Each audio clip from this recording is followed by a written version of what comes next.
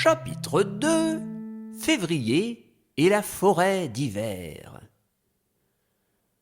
Depuis le début de l'histoire, notre héros avait retrouvé son ami l'enchanteur, filé au royaume de l'automne, était allé chez Myrma, puis enfin il s'était mis en route pour le royaume de l'hiver.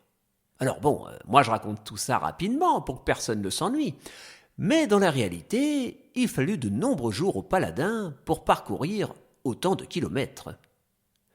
C'est donc au début du mois de février qu'il arriva à Rumivrier, un petit village situé juste avant les premières montagnes qui cernaient le royaume de l'hiver.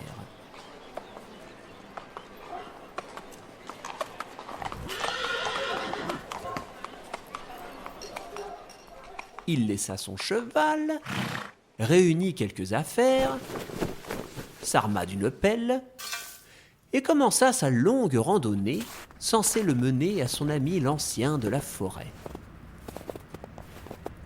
Les bois étaient immenses et retrouver le vieil ermite paraissait impossible.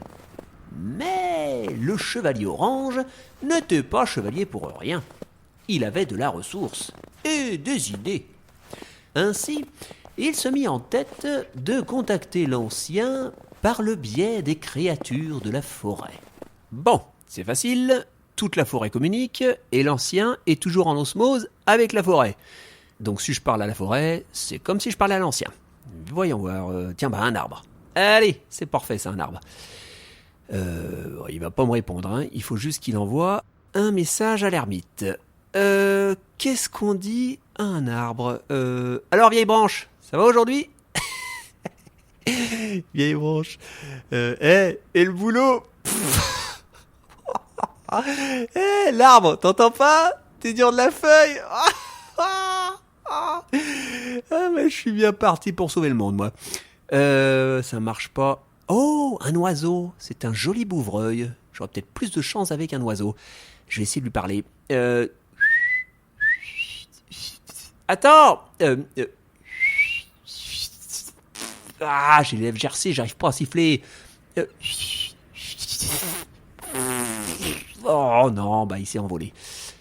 Hey. Bon, allez, dernière chance, je tente de parler à une fleur. Voilà justement un petit personnage. Hop, je le cueille. On va lui chanter une petite chanson. Petite fleur, je voudrais parler à l'ancien. Pendant que le chevalier chantait à la fleur, un vieil homme fit son apparition derrière lui. Mais qu'est-ce que vous faites? Oh, messire l'ancien!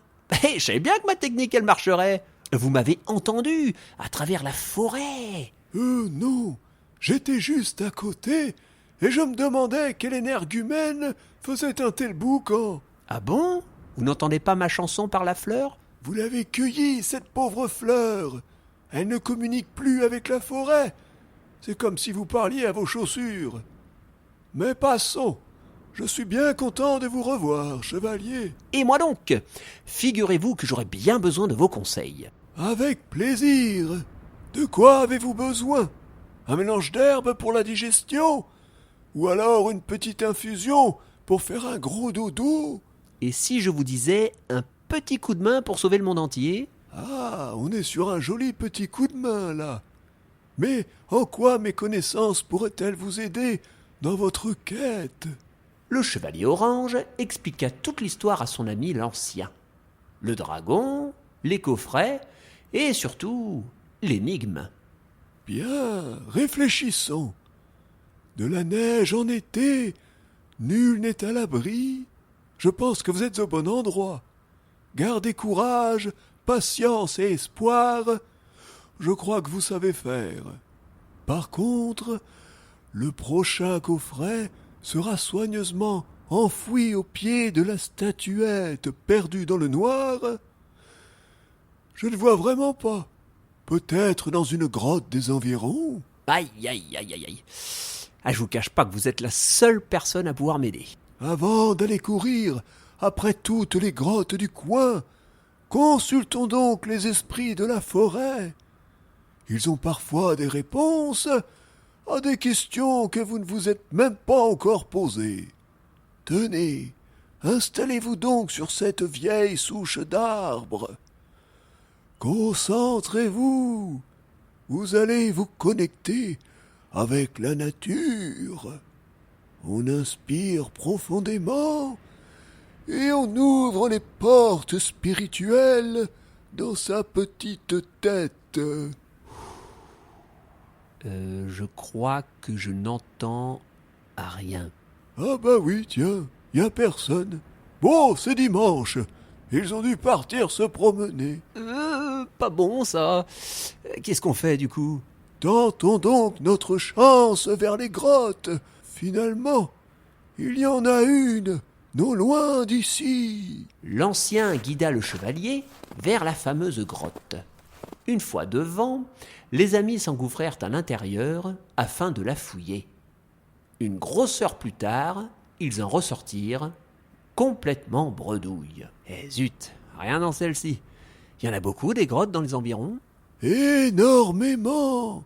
Pour toutes les fouiller, il faudra sûrement plus d'1 mois. Oh là là, mais je n'aurai jamais le temps, moi. Oh, si toutes les énigmes sont aussi difficiles, ça promet pour la suite du programme, hein. Allons, souvenez-vous. Vous devez de garder espoir. Nous verrons demain. Pour l'instant, la nuit commence à tomber. Si j'étais vous, je monterais un bivouac. Je vais dormir à côté pour ma part. Notre héros jugea plus sûr d'écouter les conseils de son camarade, et en un rien de temps, il monta sa tente. Les deux amis partagèrent un frugal repas, puis ce fut l'heure de dormir. L'ancien s'installa comme à son habitude dans la neige, assis en tailleur. Le chevalier, lui, était à l'abri, mais le sommeil ne venait pas. Tant de choses se bousculaient dans sa tête. Il avait beau y penser de toutes ses forces, il ne parvenait pas à percer le mystère de l'énigme. Soudain, un bruit à l'extérieur le tira de ses songeries. Hein? Il sortit pour vérifier si l'ancien se portait bien. « Messire l'ancien, ça va? Vous n'avez pas de soucis ?» Et pourquoi il me répond pas? Allons bon, il a disparu. Bah, ma pelle aussi a disparu. Elle a été plantée là tout à l'heure. « Messire l'ancien !» Oh non, il manquait plus que ça. Le paladin orange, n'écoutant que son courage, s'aventura dans la nuit, armé de son épée et d'une simple lanterne. Le vent soufflait relativement fort et la température avait dangereusement chuté. Mais notre héros ne comptait certainement pas laisser son ami dans la difficulté. Il cria dans la nuit glaciale. « Messire l'ancien, c'est moi le chevalier! Où êtes-vous » Ah, je sais même pas s'il m'entend. Je vais jamais le retrouver dans cette obscurité. Le pauvre paladin n'était pas au bout de ses peines. Un courant d'air plus fort que les autres vint souffler en un clin d'œil la flamme de sa lanterne. Non mais c'est une blague! Oh c'est pas vrai ça! Me voilà dans le noir à présent. Où est ma tante? Oh là là! Alors là je suis complètement égaré. Bon, on ne panique pas, on reste calme et on pense à l'ancien. Qu'est-ce qu'il ferait l'ancien dans une situation pareille? Il se tiendrait droit, comme ceci. Il oublierait le froid. C'est moins facile ça. Et il méditerait. Voilà. Immobile. Pensons aux esprits de la forêt. Chevalier, m'entendez-vous? Oh ça alors? Ça marche? M'entendez-vous enfin? Oui, je vous entends, esprit de la forêt. Mais non, enfin, c'est moi, l'ancien. Hein? À côté de notre héros, la lueur d'une lanterne apparut soudainement. Et à côté de la lueur se tenait l'ancien, sa barbe volant dans le vent froid.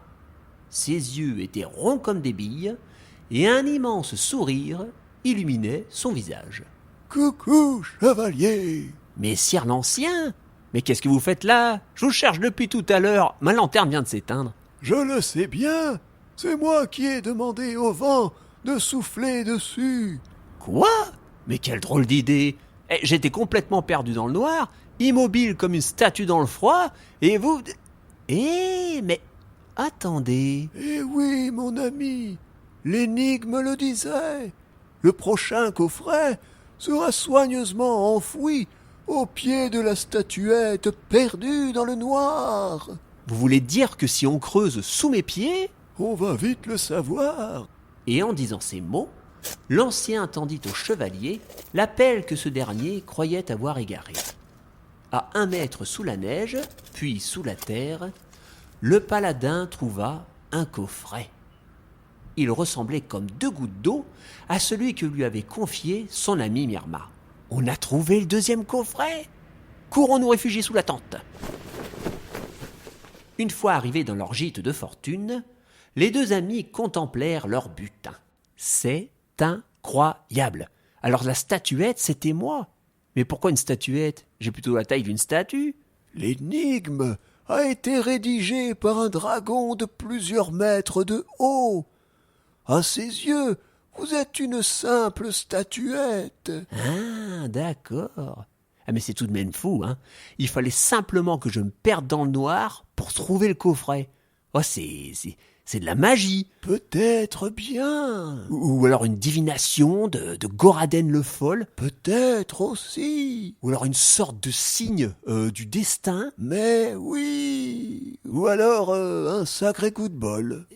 Oui, aussi, oui. Bon, peu importe. Nous avons le coffret, et à présent, ouvrons-le. Voilà la 2e énigme pour le 3e coffret. Entre Pierre, Paul et Jacques, un cavalier sans dernier soupir ne sait plus retrouver son trésor dans le lac, mais offre un trésor en échange d'un sourire. Oh là là, mais j'y comprends rien. Oh, il veut me rendre fou, ce dragon. En plus, il sait même pas écrire correctement. Il a oublié les majuscules à Pierre, Paul et Jacques, et puis les 3 noms ont une faute d'orthographe. C'est un calembour, un jeu de mots. Ici, il ne s'agit pas de prénoms. Comment ça, un jeu de mots? Mais c'est mon travail, ça, d'habitude. Les pierres, ce sont peut-être des cailloux. Le pôle, peut-être une sorte de lieu qui suscite la curiosité, comme un pôle d'attraction. Et Jacques, je ne sais pas. Ah, peut-être, oui. Oh, j'ai une idée! La forêt de pierre! C'est une forêt constituée de pierres précieuses. Je l'ai traversée une fois. C'est un endroit théoriquement interdit et qui recèle bien les mystères. Et comme pôle d'attraction, on ne fait pas mieux. Eh bien, je vous conseille de vous y rendre au plus vite. Et dès le lendemain, à l'aube, le chevalier orange fit ses au revoir à son ami l'ancien de la forêt pour se mettre en route vers la forêt de pierre.